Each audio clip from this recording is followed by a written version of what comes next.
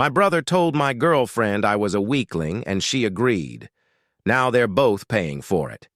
My name's Parker, 28, and I'm writing this at 3:47 a.m. from a Motel 6 with half my belongings stuffed into trash bags. I caught my girlfriend and my brother talking about replacing me, and then they threw me out of my own life. Let's back up. I've known my brother Damian my whole damn life. He's 32, taller, louder, cockier, the kind of guy people either worship or want to punch. I've always leaned toward the latter: golden child, corporate sales job, company car, Rolex from our uncle. He was the one Mom bragged about at parties. Then there's me. Factory job. Steady, nothing flashy. But I've always worked hard and taken care of the people I love. Sienna was one of those people. We'd been together for 18 months, met at a friend's New Year's party. She was beautiful, sharp, funny, Instagram perfect. The kind of woman who made me double-check my reflection before every date. But lately, the way she'd flip her phone over when it lit up, the way she laughed a little too hard at Damian's jokes during family dinners, the sudden interest in my work schedule. I should have seen it coming. The betrayal. Last Thursday, I got off work early. Equipment failure. Texted Sienna to let her know I'd be home by 4 instead of 7. No response. Not unusual. She always claimed her notifications were messed up. Got home at 3:52. I heard voices coming from the bedroom. Thought maybe she was on a call. Then I heard Damian laugh. That same smug laugh from when we were kids and he'd steal my stuff, beat me at something, or lie and charm his way out of trouble. I froze in the hallway, just listening. Damian. Parker's never going to get anywhere. He's been at the same place for 5 years. No ambition, no spine. Sienna. He's sweet. But sweet is for desserts, not men. You need someone who knows what they're doing, in life, in bed. I should have kicked the door in. Instead, I just pushed it open. They didn't even look guilty, just annoyed that I'd interrupted. Damian lounging on my bed. Sienna, cross-legged beside him. Both way too comfortable in my home. Hey, little bro, Damian smirked. Thought you were working late. Why are you in my bedroom? I asked. Sienna sighed. We were just talking. Talking? About how I'm not enough? About how she deserves better? Damian stood up, towered over me. Always has. Look, he said, someone needed to tell her the truth. You've been dragging her down. Better like you? I asked. You're engaged, remember? He laughed. Malene and I have an arrangement. She gets it. Sienna chimed in. Parker, this isn't working. It hasn't for a while. She crossed her arms, looked at me like I was the disappointment of the year. You're going nowhere. I need a man who can take care of me. Then Damian stepped in close, put a hand on my shoulder. It's just who you are, man. You're a follower. Always have been. Some guys lead. Some guys don't. That's when I realized they didn't just cheat. They pitied me. Thrown out like trash, I told them to get out. Sienna laughed. This is my apartment, too, she said. Actually, you should leave. They didn't shout, didn't fight. They just watched me pack, whispering, occasionally laughing. She threw me trash bags to pack my life into. As I reached the door, Damian called out, No hard feelings, right, bro? You'll find someone more your speed. But it gets worse. I crashed at my buddy Mike's for the night. The next day, I got a motel room and started sorting my stuff. That's when I found my old iPad. Forgot I even had it. It was still connected to my iCloud, the same iCloud Sienna had been backing, up her phone too. Because she was too cheap to pay for storage, I'd added her to my plan. Big mistake. Huge win. Turns out her whole "nothing's happened yet" excuse? Massive lie. They'd been texting for months, flirting, trashing me behind my back, planning meetups while I was at work, saying things like, Damian. Should have seen Parker's face when I got the promotion last year. Same look he had when I took his bike when we were kids. Sienna. Well, that's mean. He tries hard. Damian. Trying isn't the same as succeeding. Bet I could take you too if I wanted. Sienna. You're engaged. Damian. Not for long. They didn't even pretend to care about me. I wasn't a person to them. I was a punchline, a stepping stone. Now they're both trying to reach out. 21 missed calls from Sienna, texts like, "Please talk to me. This isn't what I wanted. I need to explain."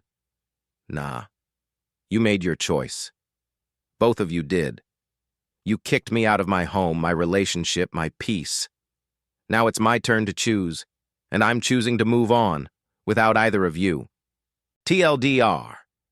My brother told my girlfriend I was weak. She agreed. They laughed while I packed my life into trash bags. Turns out they'd been sneaking around for months. Now they're desperate to talk. I'm not answering. Some people are born to lead. Some are born to betray. And some are done being anyone's punching bag. My brother Damian told my girlfriend Sienna I was a weakling. She believed him, laughed in my face, and kicked me out of our apartment while they both stood there, like I was nothing. I found out later they'd been texting behind my back for months, planning to break us up, mocking me, treating my life like a joke. Now, I'm not crying. I'm not yelling. I'm documenting, planning, executing. This isn't about heartbreak anymore. It's surgery, 9 days since D-Day, 9 days in a Motel 6 with thin walls and a Fortnite-obsessed couple next door, 9 days of collecting evidence, 9 days of becoming the version of me they've never seen. Strategic, cold, focused. They think I'm weak because I don't scream or cheat or manipulate. They think quiet means submissive. They're about to learn what quiet really means. Step 1. Evidence lockdown. Took 2 sick days, no distractions, created a Google Drive folder with everything, screenshots of texts between Damian and Sienna, 5+ months worth, photos. Sienna sent him their chats planning how to manipulate me, Damian's ego, on full display. Taking Sienna is just a bonus. Seeing Parker's face when he realizes he lost again, that's the real prize. Like taking candy from a baby. Or in his case, a girlfriend from a loser, LMAO. I read that line at 4 a.m. Didn't cry. Didn't scream. I started to map out exactly what Damian values. His engagement to Malene, set for next summer. His promotion at our Uncle Edwin's company, happening in 3 weeks. His reputation as the family golden boy. To destroy someone like Damian, you don't go after what they have. You go after what they can't afford to lose. Step 2. Malene texted her, pretending I was planning Damian's bachelor party.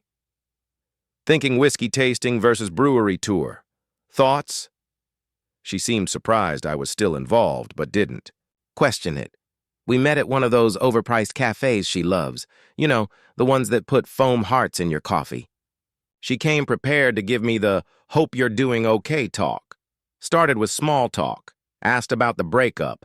Said Damian told her Sienna and I had mutually decided to end things. I let her finish. Then I asked, "Want to see what really happened?" Showed her the screenshots. Watched her face fall slowly. Her fingers trembled as she scrolled through texts of her fiancé trashing me, bragging about taking Sienna, joking about how clueless she was. "Has he done this before?" she finally asked. I hesitated.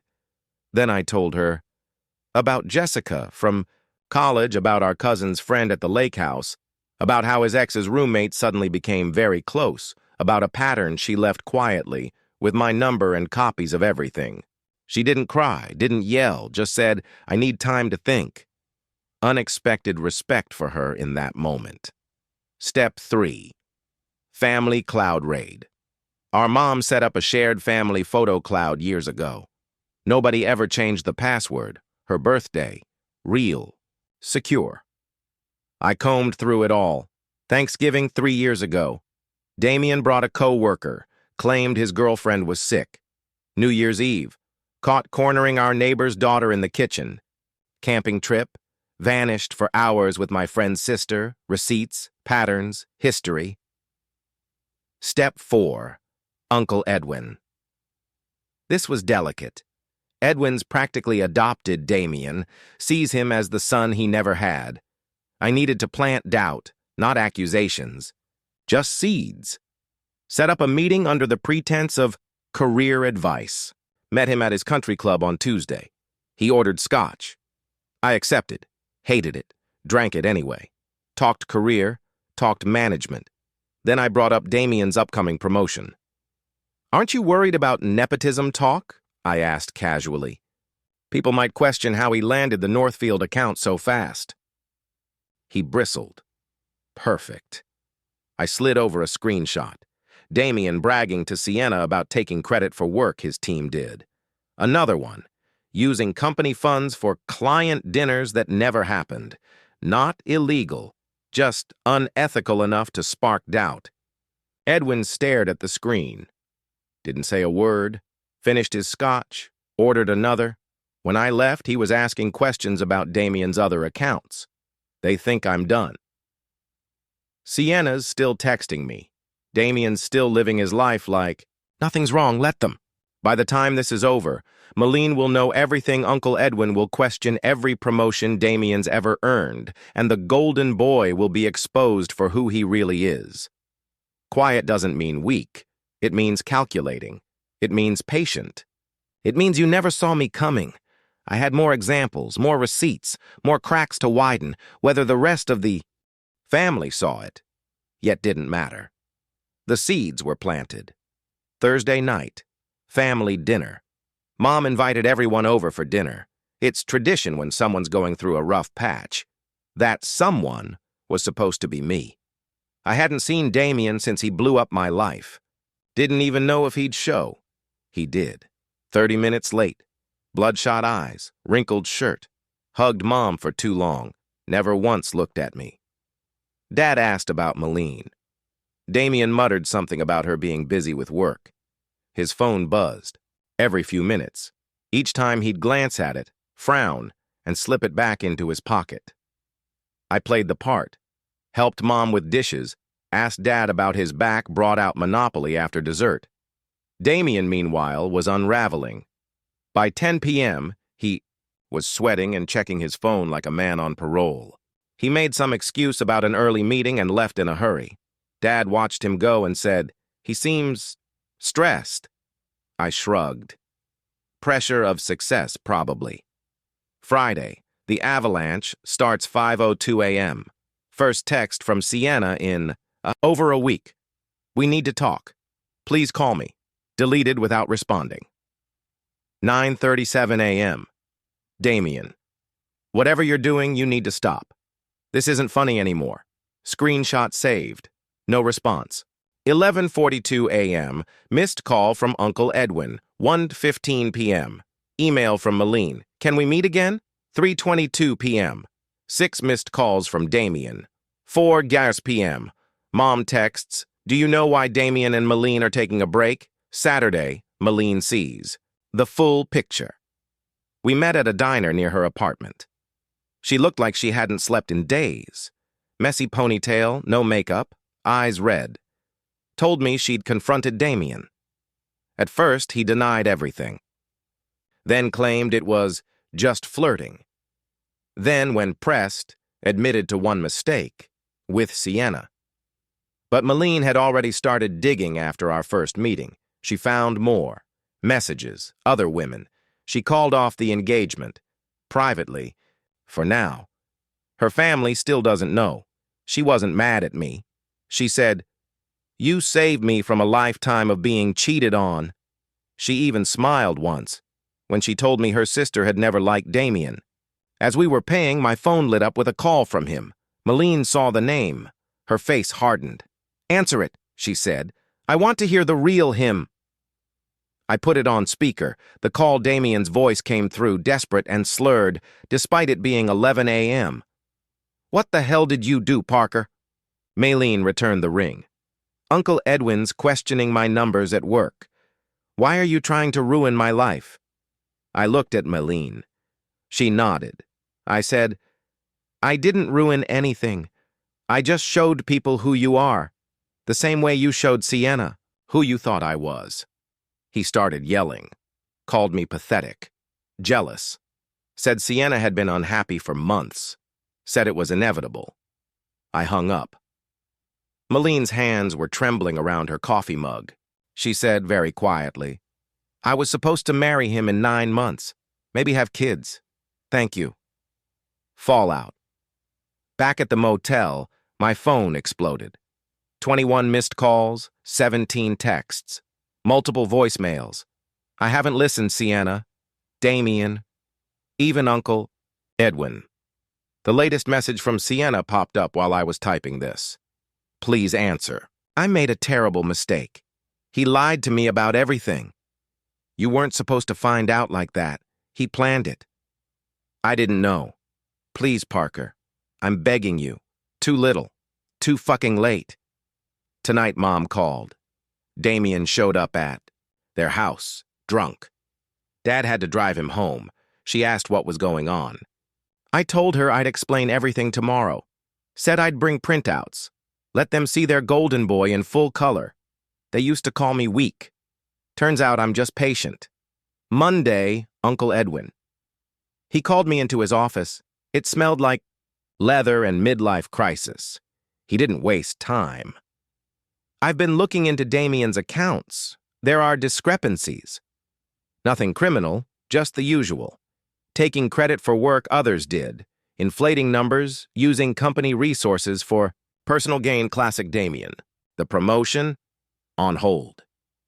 Edwin looked genuinely disappointed. I always saw myself in him, ambitious, outgoing, confident. Now, I don't know what I'm seeing. For a second, I almost defended Damian. Almost. But then I remembered him, laughing as I packed my things into trash bags. Remembered Sienna's cold shrug. So I said nothing. Malene texted again last Wednesday. Wants to meet for coffee. I'll go. After all, it's good to stay in touch with decent people, the few left standing. Part 3 coming soon. Still haven't touched Sienna. Still haven't told the whole family. And Damian? He still thinks this is as bad as it gets. He has no idea. She said she had something to return. We met at Dunkin' this time. Less pretentious, better donuts. Malene looked different. Hair shorter. New glasses. A smile that almost reached her eyes. She handed me a small box. Inside was the watch I'd given Damian for his 30th birthday. I'd saved up for months to buy it. When she was gathering her things from his apartment, she saw it, remembered me, saying how much it meant. You should have it back, she said. We talked for nearly 2 hours, not about Damian, but everything else. Her job teaching 3rd grade, my childhood dream of restoring classic cars, the trashy reality show we both secretly watch. It felt like normal conversation, something I hadn't realized I missed. As I stood to leave, she hesitated. Thank you, she said, for saving me from making the biggest mistake of my life. I was so focused on the wedding, I forgot to look at who I was marrying. I told her she deserved better. She said, so do you. We hugged, awkwardly, in the parking lot. Not romantic, just 2 people who dodged the same bullet and lived to tell about it. The Heather curveball. The most surprising message came from Sienna's roommate, Heather. She DM'd me on Instagram. Hey, I've got some of your stuff. Sienna hasn't thrown it out, but I don't want it in our apartment. We met on a park bench during her lunch break. She handed me a TJ, Max bag, my favorite hoodie, a few books, random desk junk. Then she said, she's been lying to you for months. Damian had been coming over since January. Sienna had planned to break up with me, but waited until something better came along. They laughed about me, in their apartment, in my own clothes. And the kicker? Damian ghosted her immediately, after I moved out. Blocked her number. Told her it was just a game, a way to prove he could take her from me. Sienna had been devastated, humiliated. "I don't get why you won't talk to her," Heather said. "She really loved you. She just made a mistake." I stared at her. "Would you take back someone who laughed while throwing your life into trash bags?" She didn't answer. Before leaving, Heather mentioned she was looking for a new roommate. Things with Sienna had become unbearable. I told her I'd just signed a lease. Old building, squeaky floors, but it's mine. No betrayal, no drama. She smiled. "Good. You deserve that. Want to grab dinner sometime? Just as friends." I said maybe. Even friendship feels complicated right now. She understood. Gave me her number anyway. The first family dinner post-explosion, Mom insisted we all get together. Damian wasn't there. When I asked where he was, Mom got that tight look around her eyes. He's reevaluating his choices. Moved in with a friend. Temporarily. Uncle Edwin put him on probation at work. Apparently, taking credit for other people's work doesn't play well under scrutiny. Dad changed the subject. Asked about my new place. Aunt Cheryl said I looked healthier. Uncle Edwin mentioned a job opening that might interest me. It wasn't until dessert that Mom finally addressed the obvious. "We failed you, Damian, by giving him too much. You, by not seeing what was really happening." I didn't know what to say, so I just nodded and ate my pie. As I was leaving, Dad handed me an envelope. Inside, cash, enough for new furniture. "This isn't charity," he said. "It's an apology. Sometimes we realize too late which child actually needed the support." I tried to give it back. He wouldn't take it. Goodbye, Sienna. This morning I finally blocked her number, but not before reading her last message. "I know you'll never forgive me. I wouldn't forgive me either. Just know, losing you was the biggest mistake of my life. He never wanted me. He just wanted to hurt you. And I helped him. I have to live with that forever." I stared at the words for a long time. Felt nothing. No rage, no satisfaction, just a dull emptiness where 18 months of feelings used to be. I hit block, took a breath, finished unpacking my apartment. So that's it. The revenge? Complete. The aftermath? Still unfolding. Damian's life isn't ruined. He'll bounce back. Guys like him always do. But this time, he's facing consequences. Lost his fiancée. Lost his promotion. Lost the golden child image, Sienna. She lost her backup plan, then realized what she actually had after it was gone. As for me, I lost an illusion, but I gained clarity. Am I over it? Not completely. I still wake up sometimes reaching for someone who's not there. Still remember the sting of Damian's laugh in my bedroom. Still wonder what was real and what wasn't in those 18 months. But I'm sleeping better. The water pressure sucks, the neighbor kid's learning trumpet, but the apartment is mine. No backstabbers allowed. I said yes to dinner with Heather. Next week, just as friends, taking it slow. I hung that watch on the wall. A reminder. Some things look valuable until you realize what they really cost. One last thing. Yesterday, I ran into a guy from high school. He always thought Damian was God's gift to the universe. He asked, "How's your super successful brother doing?" I smiled. "He's going through some changes." Didn't elaborate. Didn't have to. For the first time in my life, I don't feel like the lesser brother. I don't feel weak. Turns out, the strongest people aren't the ones who take whatever they want. They're the ones who know when to stop giving.